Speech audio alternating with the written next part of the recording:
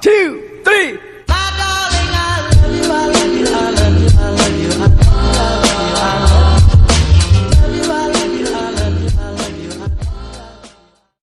Assalamualaikum warahmatullahi wabarakatuh. Halo semuanya, nama aku Adelia Deliana Nugraha. Aku dari kelas 1 BD4 Administrasi Bisnis. Di video ini, aku bakal bercerita tentang bisnis-bisnis dari Rachel Fenya. Kalau kalian penasaran, kita langsung lihat videonya yuk.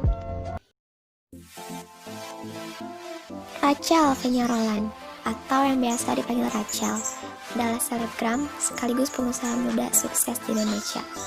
Ia lahir di Jakarta pada tanggal 23 September 1995. Anak dari Andrea Roland dan Vian Tasman menikah dengan seorang pria bernama Niko Al-Hakim pada tanggal 7 Januari 2017 dan dikaruniai dua orang anak, yaitu Sabiro Ose Al-Hakim dan Aurore Chafa Al-Hakim. Dilansir dari Tribun News, Rachel memang lahir dari keluarga yang berkecukupan. Semenjak ia kecil, ia telah tercukupi dengan materi yang diberikan oleh kedua orang tuanya. Namun, hal itu berubah ketika kedua orang tuanya bercerai. Entah karena alasan apa, orang tua Rachel memutuskan berpisah. Sejak saat itu, Rachel tinggal bersama ibunya. Perekonomian mereka pun sempat terpuruk. Mereka jatuh dan terpuruk. Jadi dulu itu aku itu sama mama aku itu bukan gini ya, kalau standarnya bagi aku ya, kalau standar orang punya duit itu at least dia bisa makanan sekolah itu punya duit. Tapi aku tuh dulu tuh standarnya yang kita juga bingung mau makan apa saat itu sama. Rachel Fenya diketahui sebelum sukses seperti saat ini, ia pernah menjadi seorang makeup artist untuk menopang keuangan. Ia sangat suka makeup. Di bidang inilah mencoba ia tekuni. Gajinya sangat kecil saat itu. Bayaran Rachel sebagai makeup artist juga pernah dimulai dari Rp200.000. Saat itu aku lulus SMA, mama aku nanya mau kuliah di mana, jangan yang mahal-mahal. Tapi aku mintanya jadi makeup artist. Aku mau sekolah di tempat yang kayak les makeup artist gitulah. Terus mamaku bilang di situ, tapi mami nggak punya duit gitu. Ya udah akhirnya aku jualan, dagang coklat gitu-gitu, ngumpulin duit untuk bisa sekolah jadi makeup artist. Pas aku selesai jadi sekolah makeup artist, itu aku magang kayak di beberapa kayak stasiun TV, terus kayak di Fashion Week. Itu nggak dibayar. Oh, nggak dibayar? Nggak dibayar. Itu kita kalau sekarang bilangnya tukeran exposure gitu. Oh iya, siap. Jadi kalau aku bisa make upin artis kan aku dapat portofolio kan. Nah dari situ yang ngebayar aku itu biasanya yang mau prom night gitu. Sampai akhirnya aku bisa waktu itu sempat make up wedding, tapi ini zaman dulu ya.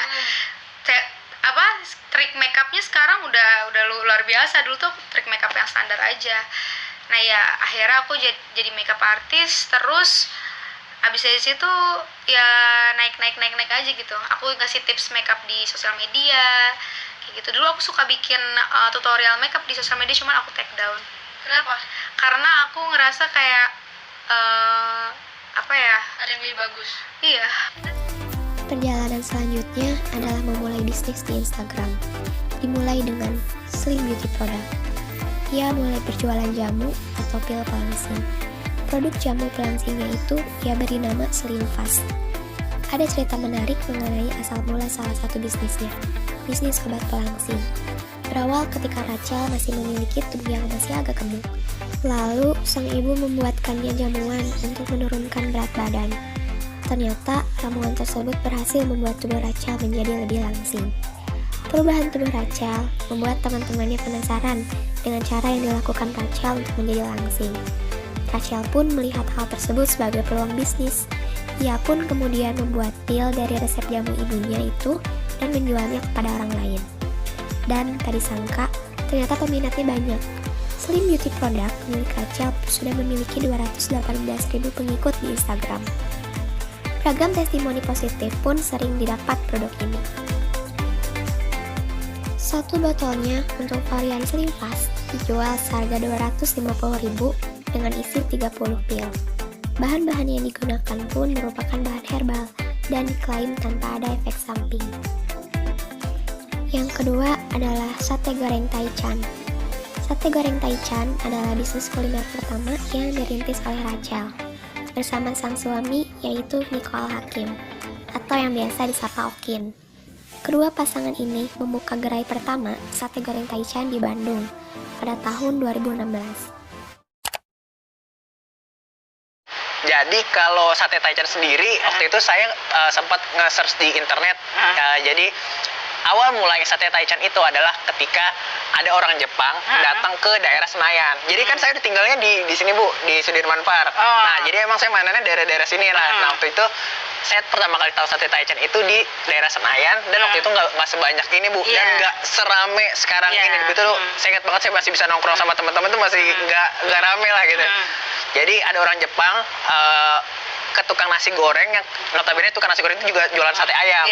Dia bilang bikinin saya sate ayam tapi saya nggak mau pakai kuah kacang, saya mau pakai sambal nasi goreng. Itu yang saya baca. Nah dari situlah akhirnya semua tukang nasi goreng di Senayan itu jualan yang namanya sate Taichan.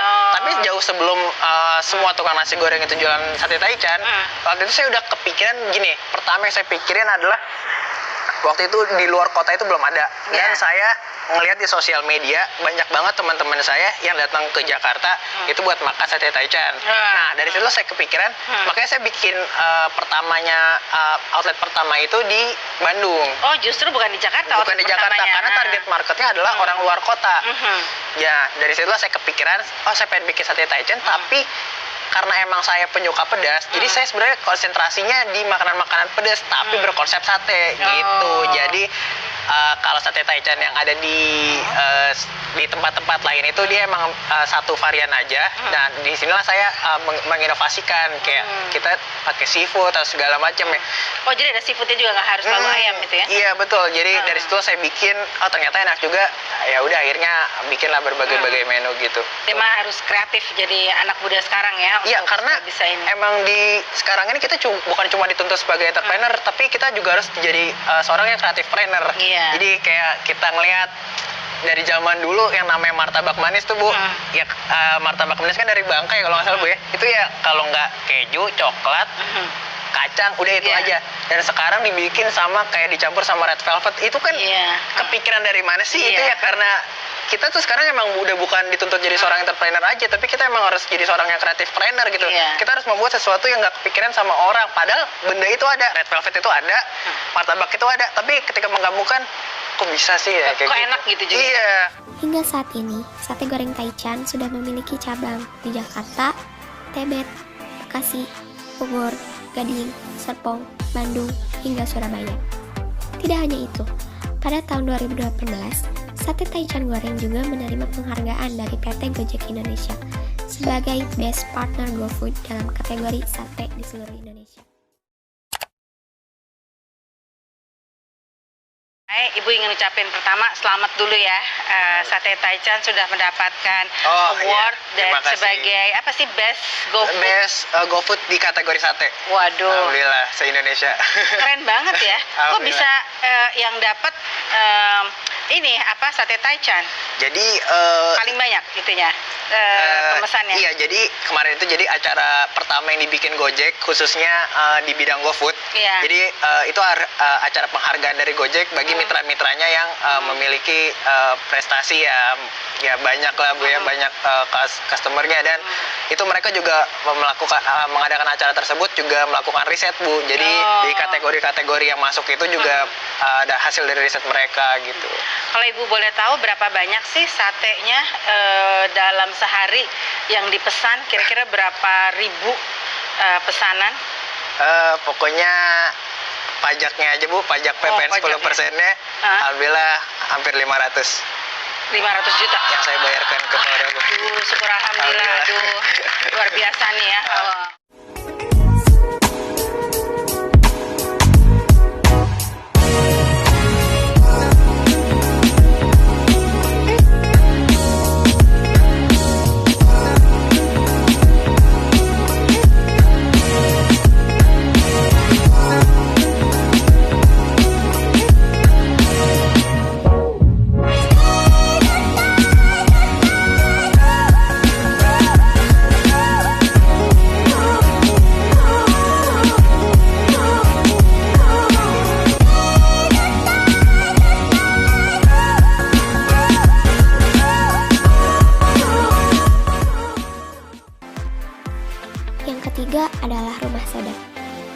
sukses membangun sate goreng Taichan, Rachel pun mencoba peruntungannya dengan membuka rumah makan dengan konsep warteg kekinian bernama Rumah Sedap.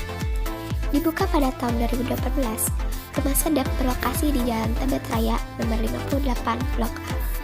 Makanan yang disuguhkan adalah kuliner tradisional khas Indonesia, seperti cumi tinta hitam, sayur asam Rumah Sedap, terong balado, cekeri carica, dan masih banyak lagi. Namun, saat ini ia telah menutup bisnisnya yang satu ini. Menurutnya, bisnis Rumah Sedap tidak seperti ekspektasinya karena omsetnya kian menurun.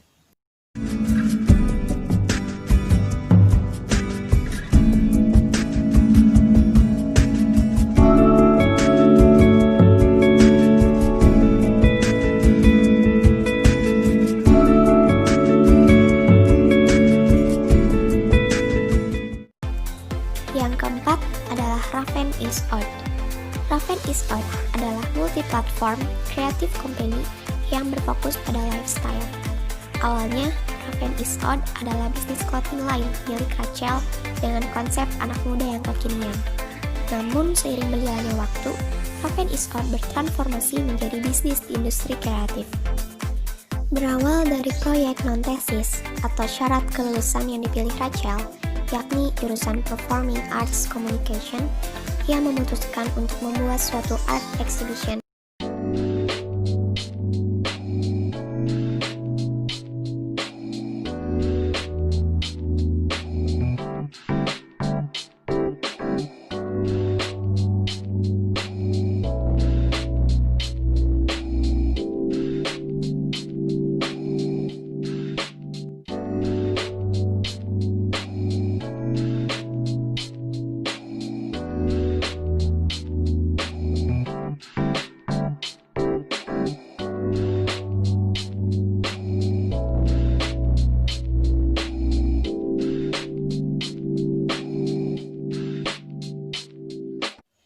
Dalam membangun proyek ini, Rachel dibantu oleh Ian Drima sebagai Art and Visual Director.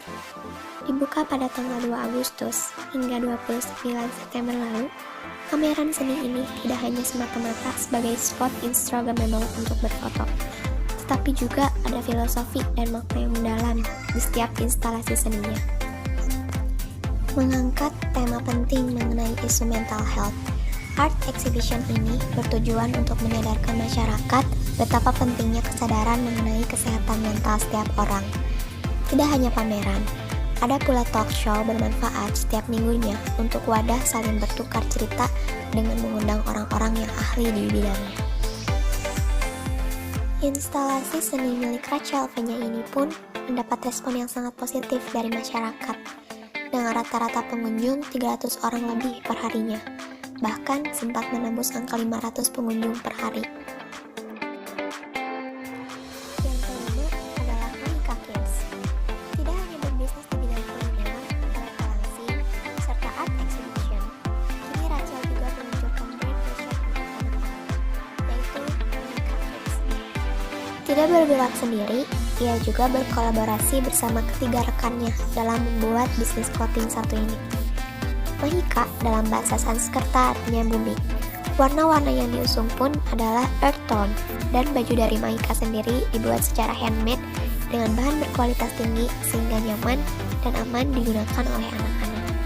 Brand ini diciptakan Rachel atas dasar kecintaannya terhadap baju anak-anak dan keinginannya untuk memperluas lapangan kerja untuk masyarakat Indonesia.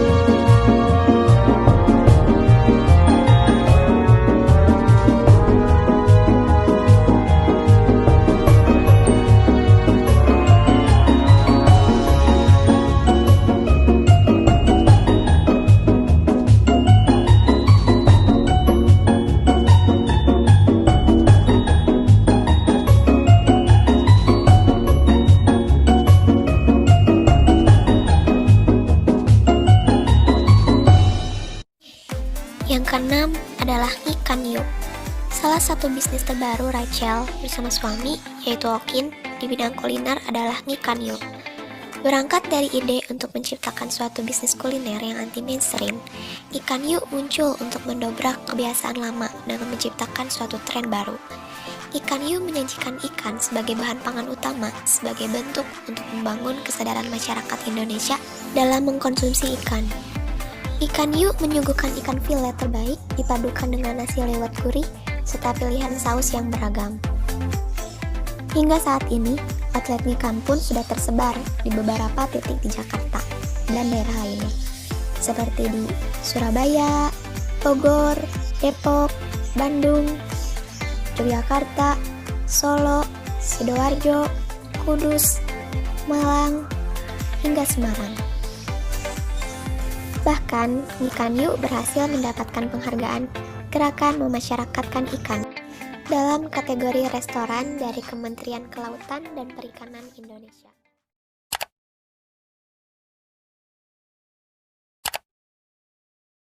Nah, oke, Ibu juga mau tanya, kan kalau seseorang itu kalau dia mau memulai sebuah usaha, itu kan perlu modal. Iya. Nah, pertama kalinya Okin modalnya dari mana?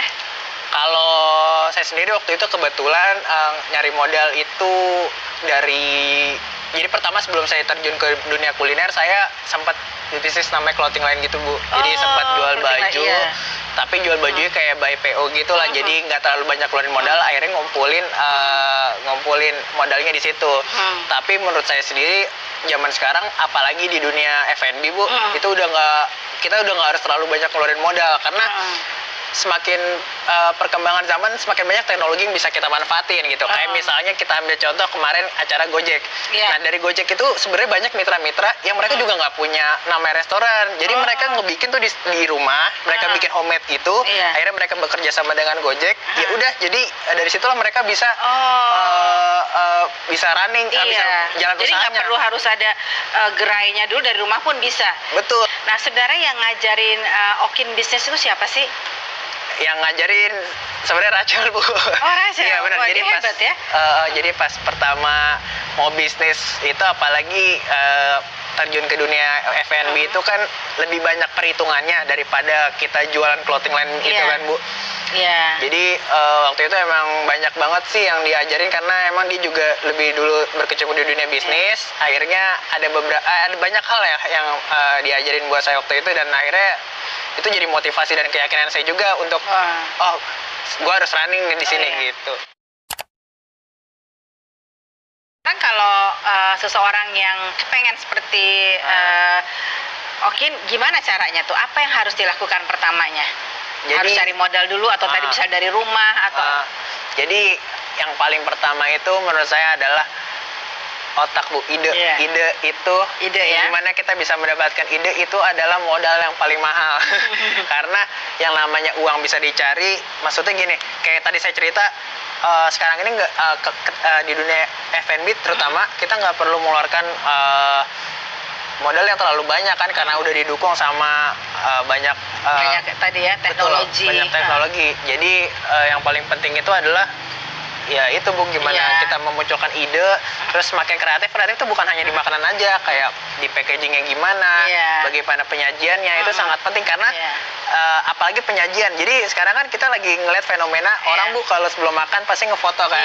Nah, kalau kita bisa mengemas itu sebagai sesuatu yang unik, itu gimana caranya orang tuh bisa foto dan akhirnya ke posting dan akhirnya orang-orang lain kayak ngeliat gitu kan. Cuma kalau kita misalnya jualan, ya udah kita taruhnya di piring bulat biasa, ya udah orang juga kayak malas. Itu sebenarnya strategi. Kan sebagai seorang entrepreneur itu kita juga mempunyai kendala-kendala. Betul. Ya. Nah, ada nggak kendala yang membuat Okin menjadi kesulitan? Ya jelas, kalau kita lihat dari pertama kali buka banyak banget kendala, karena jujur aja saya nggak punya basic di dunia bisnis awalnya kan, Bu. Jadi saya pertama ya cuma belajar, kalau nggak dari internet kita cari sharing sama orang. Tapi ya pada akhirnya walaupun kita banyak pengetahuan, tapi kalau kita belum terjun ke lapangan ya kenyataannya tetap aja pasti kita menemukan kesulitan. Tapi dari kesulitan-kesulitan itulah akhirnya saya bisa membangun yang namanya sistem dan bisa menguatkan ya sampai saat ini gitu. Jadi mungkin ketika di awal banyak masukan-masukan dari orang, oh jangan kayak gini dong, jangan kayak gini dong, jangan kayak gini dong restorannya. Ya mungkin dari situ juga jadi bahan riset buat saya untuk kedepannya bisa membangun perusahaan ini menjadi lebih baik lagi gitu. Menurut Okin lebih penting mana usaha kita ini tenar dulu atau kita yang baru tenar dulu? Jadi kalau harus usahanya tenar dulu sih enggak sih Bu. Jadi gini,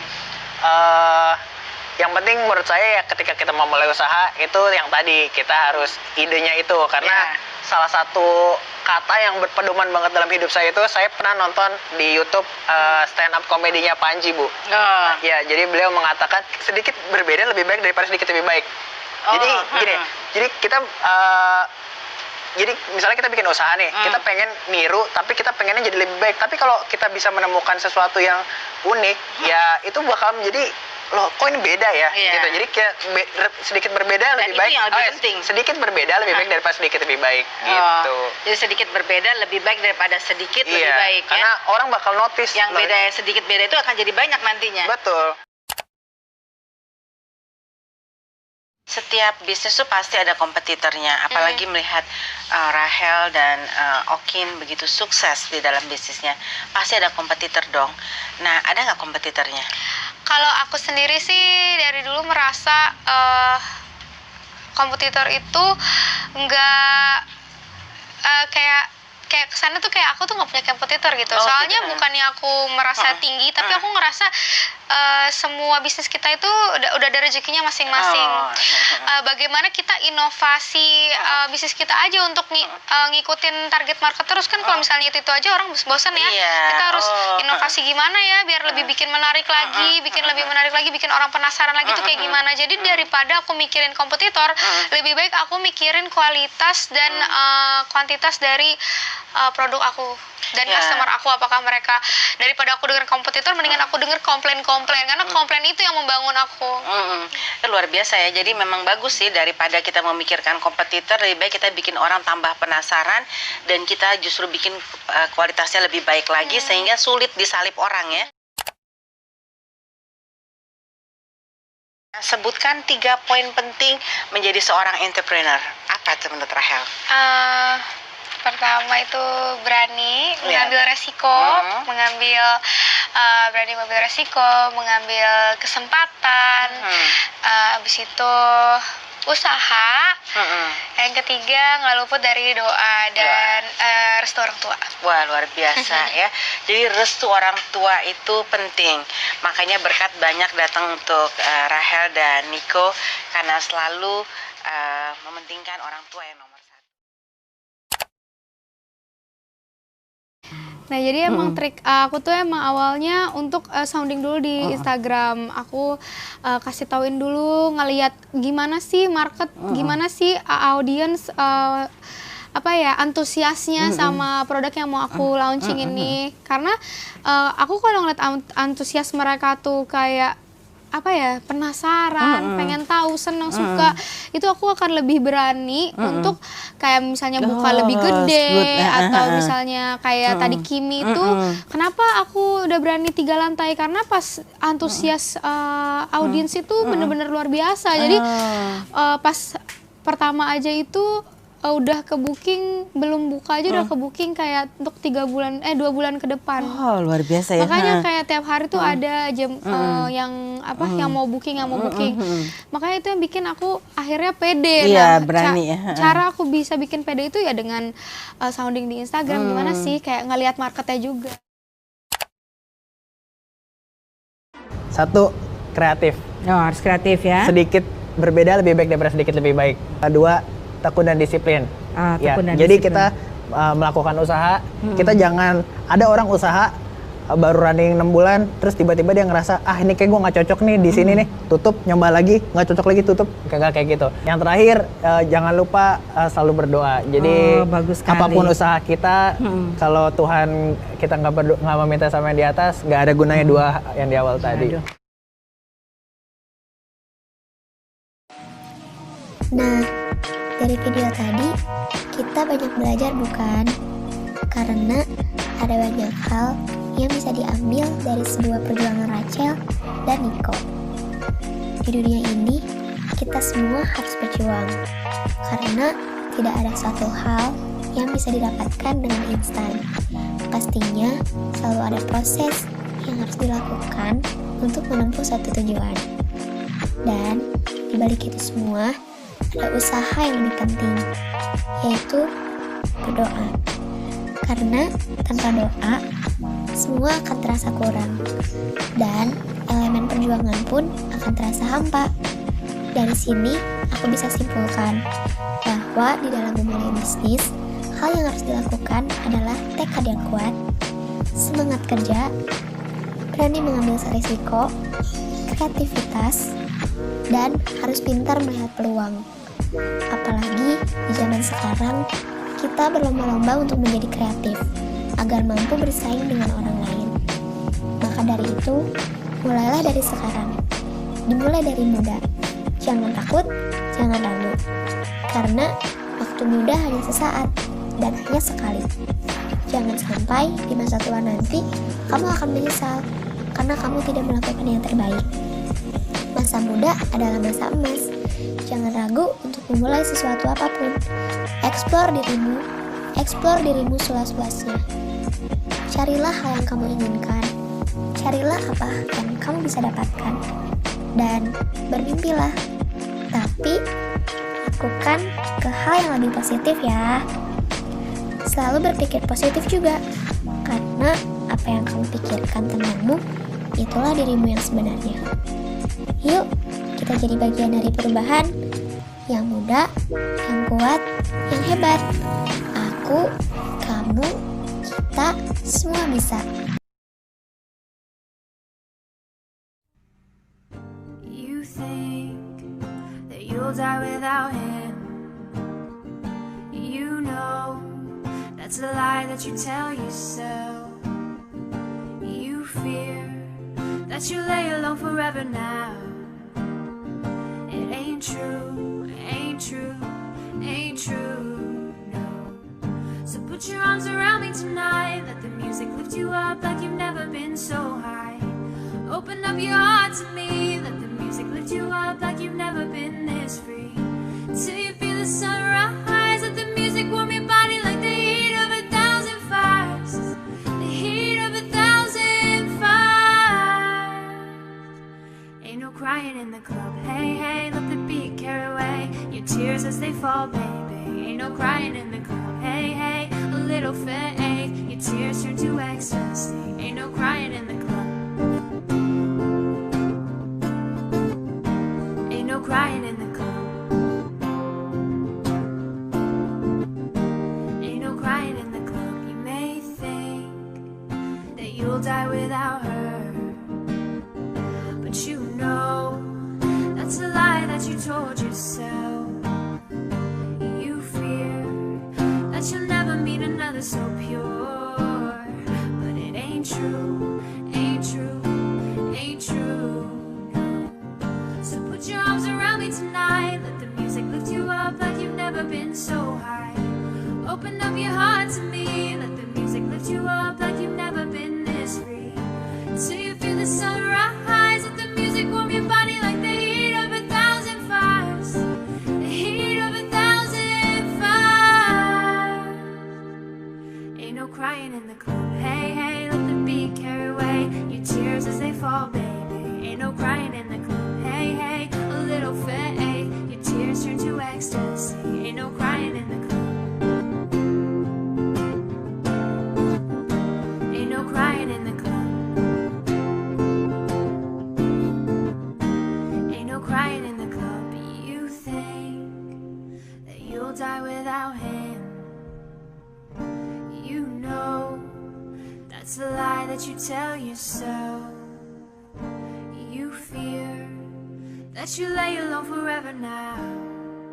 It ain't true, ain't true, ain't true, no. I said ain't no crying in the club, no crying. I said ain't no